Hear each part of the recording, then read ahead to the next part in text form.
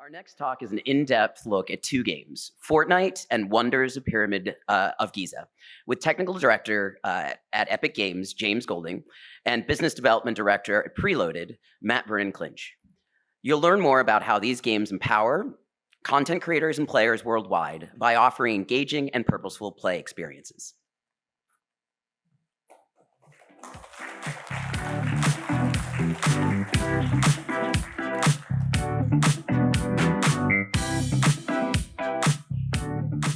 Great. Thank you so much for coming, and great to be here. There we go. Oh, perfect. Okay, so today I'm going to be talking about Unreal Editor for Fortnite and the opportunity for playing with purpose. I'll start off, and about halfway through, I'll switch over to Matt to talk about one of the projects that's been built with these tools. So there we go. So my name's James Golding. I'm a technical director at Epic Games. I've been there about 20 years now, doing lots of different things. Epic does lots of different things. We create tools like the Unreal Engine, which is used for lots of different applications, including games, including many of the games that have been discussed at this event. And we also create a game called Fortnite, which is also an ecosystem. And we'll talk more about how that works in this talk.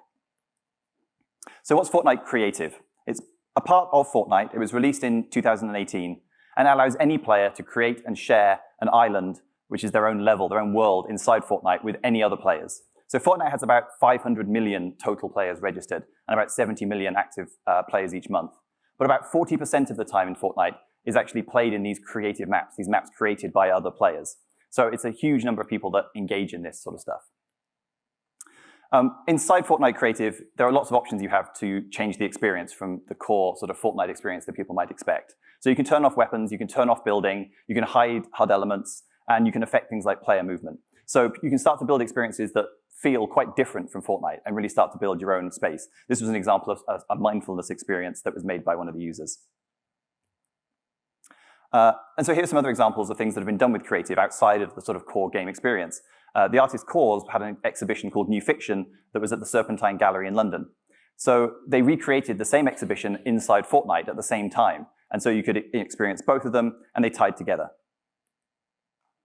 We've been doing some work with resources for teachers. So using the Fortnite creative tools inside the game itself, we've created a number of lesson plans based around the Sustainable Development Goals. So SDG 8, which is decent work and economic growth, and SDG 13 around climate action. So this is encouraging students to actually use the tools to build storm defenses, to establish sustainable tourism. We're working with the Arched Rock Foundation at the Atlantic Council to continue to develop these resources to cover more types of content around climate resilience.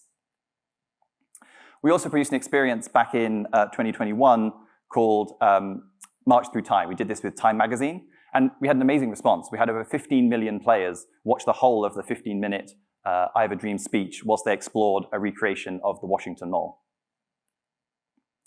And this is a community-led event, but this year, 25th of March, there's Earth Hour, which is something run by the World Wildlife Fund. And a number of creators decided to get together and update their islands to incorporate these themes. They turned out the lights on some of the popular islands, and they incorporated sort of environmental gameplay mechanics like recycling and things like that for extra points. And so it's great to see teams get together and use this as a theme running across multiple islands to spread a message to the players that were already engaging with those experiences. So that's Fortnite Creative, and that's been out for a couple of years. And now we've got this new tool called Unreal Editor for Fortnite. And this really takes these tools to a whole new level.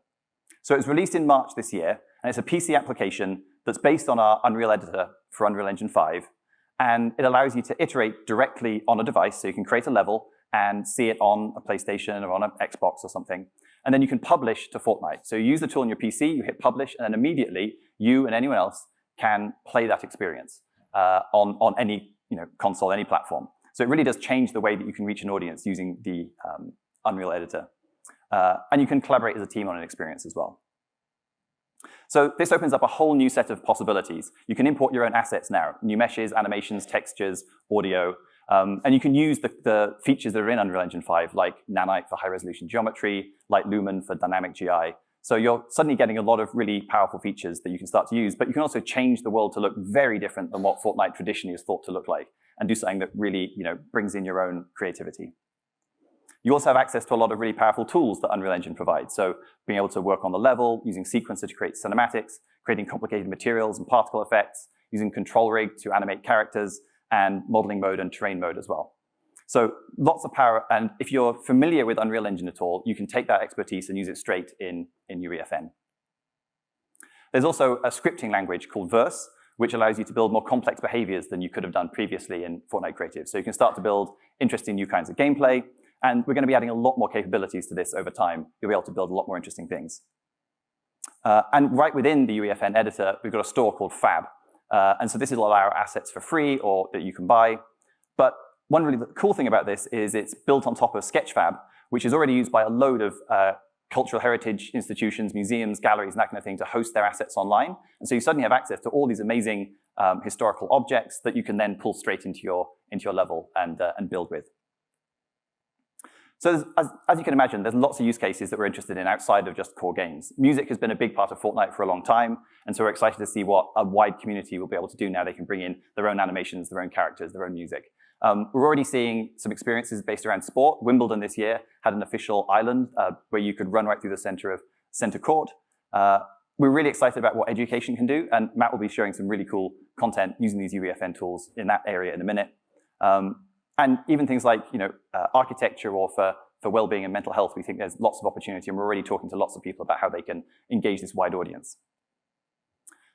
Just this last weekend, we had a collaboration with the European Space Agency, where we showed an example of a demo where, because they already use Unreal Engine for training astronauts, they had a lot of assets already, and they could just bring those assets, drop them into UEFN, and we could build a level where, as a Fortnite player, you ran around a model of a potential moon base. This isn't a screenshot from the actual project, but it looked, we didn't have one in time to put in the slides, but this was the idea. At the exhibition, we actually had a life-size lander on one side, and then the same lander they'd given us the CAD data for inside a Fortnite level right next to it. And so children playing it were very excited to turn around and see that right next to them. And again, this is a non-combat experience. It's just about exploration. So why is UEFN interesting? And like I said, it may not be the right tool for every job, but we think it's a really interesting opportunity to reach a wide audience with a set of really powerful tools in a really quick way. So one big benefit is it's free. The game's free. The tools are free. You can download them today and start building stuff. It's cross-platform. The game runs on consoles and on PC and on Android. So you can, and on streaming platforms as well. So you can play with your friends across all those different platforms. You can make use of existing things like a friends list. You can use voice chat to engage your friends. And it's a reduced time to play. So rather than having to take a new application, install it, and play it, you just type in a 12-digit number and you can play whatever island you create and share that with your community. You can also take advantage of things that are already in the game. If you've already got outfits, and you can unlock more things in the Fortnite Battle Pass just by playing these islands. So people already have an incentive to come in and play. And of course, you can reach a really high visual quality. Like I mentioned before, there's lots of the Unreal Engine features that are available right in these tools. So you can start to build some really stunning environments. And again, Matt will show you some of the work that they've done that's really outstanding using some of these features. And because these are the same tools that a lot of people are using in movie production, in architecture, in automotive, a lot of those skills transfer over. And we're really excited about the possibility where you might be creating a TV series using Unreal Engine, or you might be showing a building to a client. And now you can just take those same assets, bring them into UEFN, and very quickly create an additional way of sharing those assets with a big audience, engaging them, maybe getting feedback, and building whole new kinds of things in this ecosystem, which is good for players, and it's good for creators as well. And one of the other exciting things is you can actually make money from this. If enough people play your island, we split the revenue for Fortnite amongst all the people creating content, including ourselves. So you can actually participate in those payouts. And actually, some of our top creators are now earning substantial amounts from very engaging islands, if that's sort of the way that you want to take things. So that covers the basics of what UEFN is. We're really excited to meet people here and just think about what these tools could be used for. We think there's a huge opportunity, and we're really excited to learn about what features we need to be prioritizing, what we want to add, how we can help people get on board with these tools, and really assist in any way to grow this community and to build some really great stuff. There's loads of resources online to help you get started with the tools, and please let us know if there's more that we can do, and feedback is always greatly appreciated. So thank you very much. I'm going to pass it over to Matt, who can do the really fun bit of showing you what's actually possible with these tools. Thank you.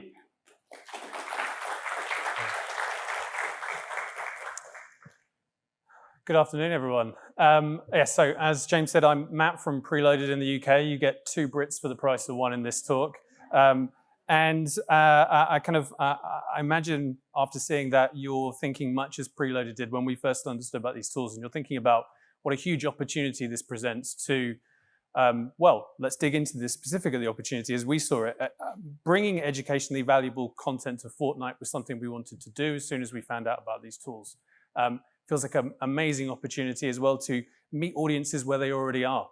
As James said, a vast number of people play Fortnite on a monthly basis, and within that, there are a huge percentage of those players already in Fortnite. Already in Fortnite Creative. And then on top of that, what does no guns in Fortnite look like? That was something that we wanted to pose to ourselves immediately. We think that the kind of educationally valuable content probably doesn't need to have guns in it. What does that look like? Thankfully, there was already, as James has touched on, a wealth of kind of existing information about how players were playing in Fortnite. Fortnite Creative itself is such a diverse range of different styles of maps that the community themselves has kind of rallied around and started to build. This image on the left here just shows you a small selection of the category that's known as adventure, where people are based on, the fundamental modality of play there is about exploration, but it's everything: adventure, tycoon games, racing games. It's not all about combat. And that really kind of, for us, was a validation of the fact that this is a great platform to be able to take educationally valuable content. So I'm going to talk a little bit in a second about what we actually created, but we kind of set ourselves our own kind of tenets of what we wanted the experience that we were going to build to be. Obviously educationally valuable, but given the tools, we saw the opportunity for creating something that was hugely awe-inspiring, and I'll talk into that. Authentic as well. Obviously world building, we wanted to create something that could really be a canvas for great environmental storytelling in that world building, but also Fortnite native. Wanted it to feel common to the existing audience that was there. Let me give you a very quick overview of what we built, Wonders, Pyramids of Giza, and then we'll talk into each of these categories quickly.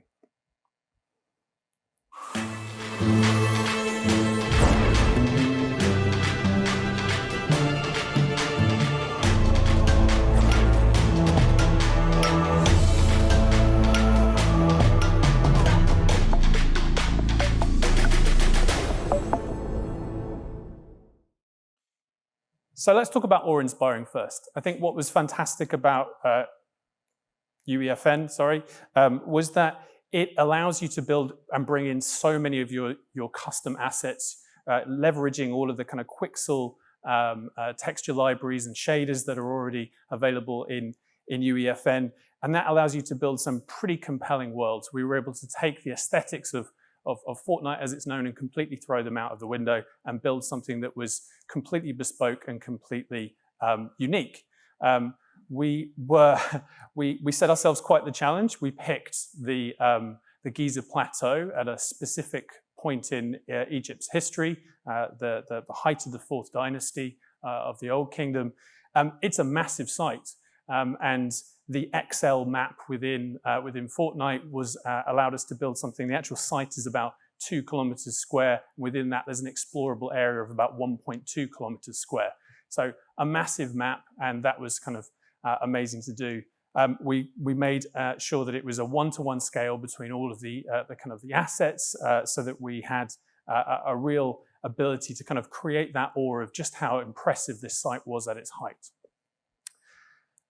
So once we've built a really compelling world, a really amazing backdrop, we also wanted to make sure it was authentic, telling kind of compelling, educationally valuable stories, having that ability to have the discovery.